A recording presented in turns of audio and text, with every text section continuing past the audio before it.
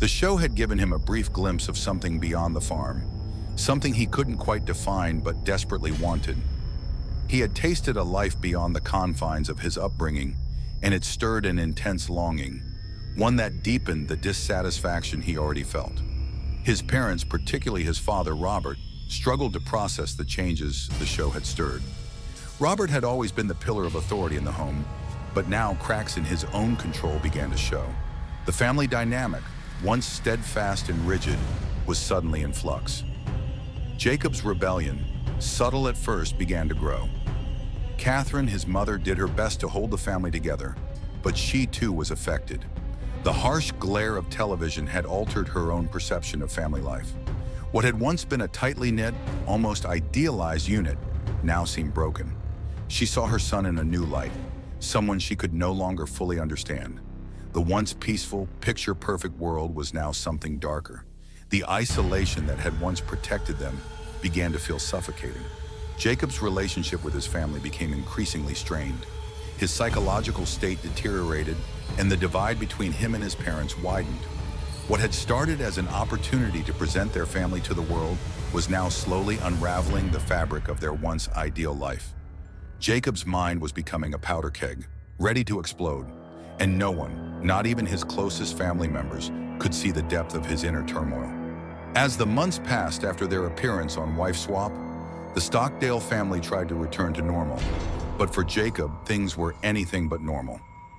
The cracks in his psyche, once small and manageable, began to widen. Jacob's isolation deepened. He had never truly been a part of the world outside his family farm, but now that sense of isolation became unbearable. He stopped socializing, retreated further into himself, and spent most of his time alone. The once confident, charismatic young man became a shadow of his former self. Red flags appeared, but they were easy to ignore. Small things at first. Jacob would sometimes withdraw to his room for days, not speaking to anyone, not even his family. He would go for long walks in the woods behind the house, never saying where he was going or when he'd return.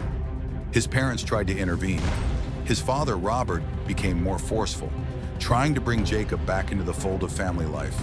But this only pushed Jacob further away. Robert's strict, authoritarian approach only heightened the rift between them. The more Robert demanded, the more Jacob rejected. But it wasn't just his father's actions that alienated Jacob. He became increasingly angry with his mother as well. The once unbreakable bond between them was slowly crumbling. Catherine, for all her love and devotion to her family, could no longer reach her son. She tried to talk to him, to understand what was going on in his mind, but Jacob wouldn't open up. It wasn't long before the troubling signs became undeniable. Jacob was no longer the man he had been before Wife Swap. Something inside him had shifted. A darkness had taken root in his mind, and it was growing by the day. On June 14th, 2017, the Stockdale family's worst nightmare became a reality. That day, Jacob Stockdale would carry out an act of unthinkable violence, one that would shatter his family and leave a small Ohio town in shock. It was an ordinary morning at the Stockdale farmhouse, or so it seemed. Robert and Catherine Stockdale were at home with their two younger children, James, just 14 years old, and Jacob. But something in the air felt different. Something dark was about to unfold. Jacob had been increasingly agitated in the days leading up to the tragedy. The tension within the house had reached a boiling point. It was clear to those closest to him that he was struggling, but no one fully understood the depth of his inner turmoil. The events that followed were sudden, shocking, and brutal. Jacob, armed with a .22 caliber rifle, shot and killed his mother, Catherine, and his younger brother, James. It happened fast, too fast for anyone to stop it. James, who had been closest to Jacob in recent years, was the first to be struck. The 14-year-old, who had no idea what was coming, was shot while trying to flee. His lifeless body would be found in the hallway. His mother, Catherine, was next. She was shot in the head, an instant, fatal blow that left her lying cold on the floor. Jacob didn't stop there. He turned the gun on himself, attempting suicide. But somehow, he survived. A family's world had been torn apart in a matter of moments. What had once been a home filled with love, faith, and structure had become a blood-stained scene of tragedy. Jacob, now alone and critically injured, was found by authorities in the front yard. The details of the aftermath were as horrific as the act itself. The once model family was no more. What had pushed Jacob to this point? What had gone so terribly wrong? In the hours following the shocking events at the Stockdale farmhouse, investigators scrambled to piece together the fragments of a devastating tragedy. What had led Jacob Stockdale, a man once perceived as gentle and devout, to murder his own mother and younger brother? Authorities were quick to respond to the 911 call, made by Jacob himself. But the scene that awaited them was beyond anything they could have imagined. The house was eerily quiet, except for the haunting evidence of the killings. Jacob was found in the yard, critically injured, with a gunshot wound to the head. Miraculously, he was still alive. As paramedics rushed him to the hospital, law enforcement turned their attention to the scene inside the house. The bodies of Catherine and James were discovered in the hallway, both victims of close-range gunshots. The crime scene suggested a brutal, premeditated attack. But what could have driven Jacob to such violence? Initial interviews with Jacob's family and friends painted a portrait of a young man who had been struggling for years. He was isolated, lonely, and deeply troubled by the rift growing between him and his family. What wasn't clear, however, was just how far this anger and frustration had gone. The investigation began to uncover disturbing signs that Jacob had been planning the killings for some time. There were reports of violent outbursts, erratic behavior, and an obsession with his own personal demons. Friends recall conversations where Jacob had expressed anger toward his mother and father, blaming them for his unhappiness and feelings of being trapped. But the final piece of the puzzle came when authorities discovered Jacob's journal. In it, he had written cryptic notes and disturbing thoughts, references to violence and the overwhelming pressure he felt from his family. It was clear that Jacob had been wrestling with his mental health, and his descent into violence seemed to be the tragic culmination of years of emotional and psychological torment. Still, one question remained. Why? Why had he chosen to murder his own mother and brother, and why had he spared himself? What had finally pushed him over the edge? The aftermath of the Stockdale Family Massacre sent shockwaves through the small town of Beach City, Ohio. The once peaceful community now found itself grappling with a tragedy that no one could have anticipated. How could this happen in a family so seemingly devout, so firmly rooted in tradition and faith? As Jacob Stockdale recovered from his self-inflicted gunshot wound, the questions surrounding his motives grew louder. Was this a case of mental illness? Was it something darker, a manifestation of years of anger and resentment? The legal proceedings began, and Jacob's defense attorneys quickly pointed to his mental state as a key factor in the crime.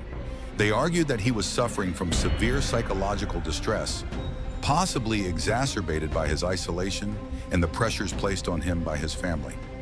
In their view, Jacob had snapped under the strain of years of emotional turmoil. However, prosecutors painted a different picture.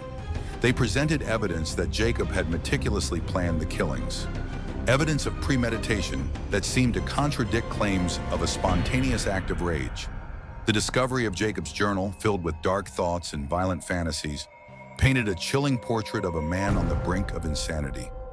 Yet it was clear that Jacob's actions weren't just the result of mental illness. They were a tragic culmination of years of deep-seated anger, frustration, and isolation. The trial, when it came, was a spectacle. The family's once praised reputation had been tarnished. Neighbors who had once praised the Stockdales as the ideal family now struggled to reconcile the image of that family with the horror that had occurred behind closed doors. The local community was shaken, but the ripples of the tragedy spread far beyond Beach City.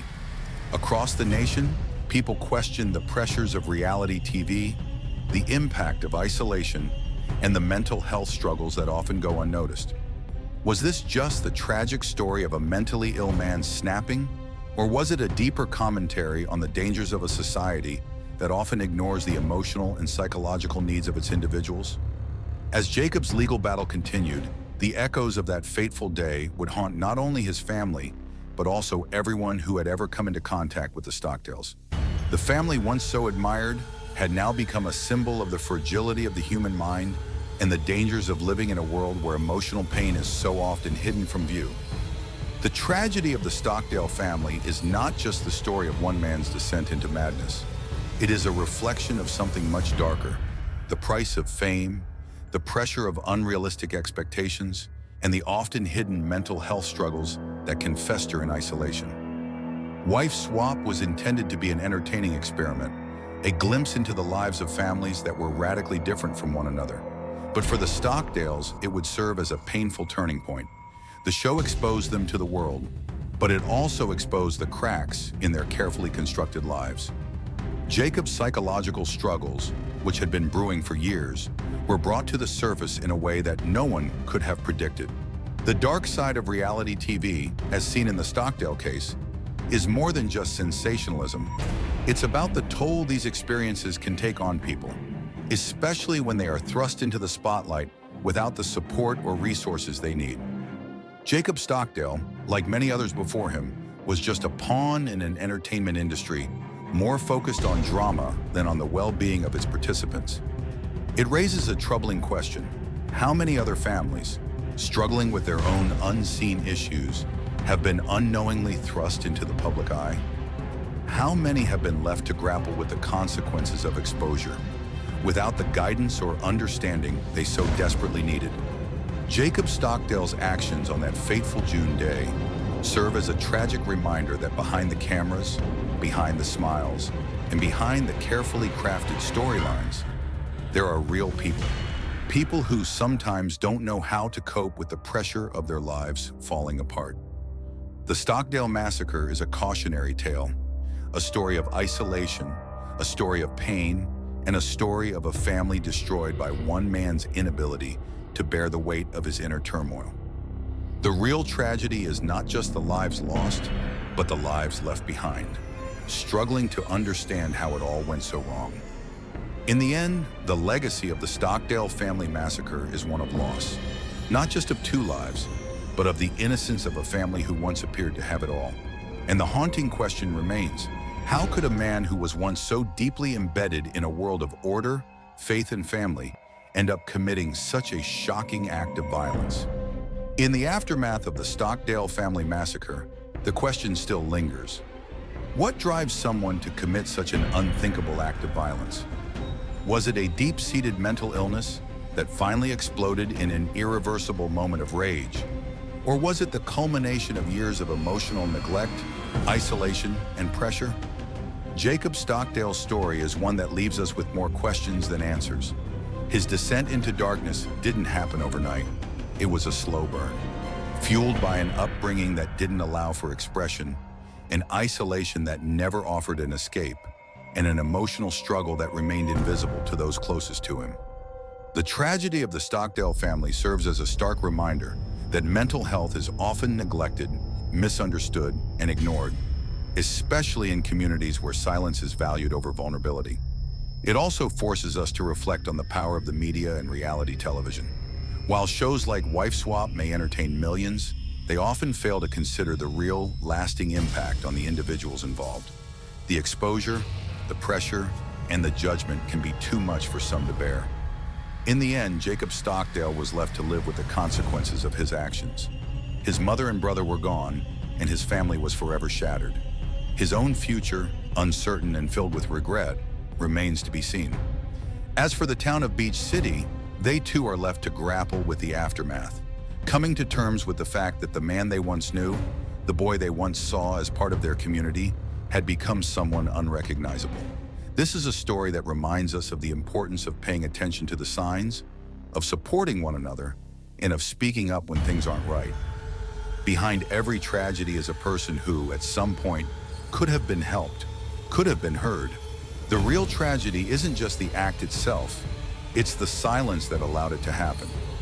Jacob's story, heartbreaking as it is, asks us to reflect on the deeper issues we often ignore. The emotional toll of growing up in a high-pressure, isolating environment, the unseen struggles with mental health, and the consequences of living in a world where real issues are often hidden behind closed doors.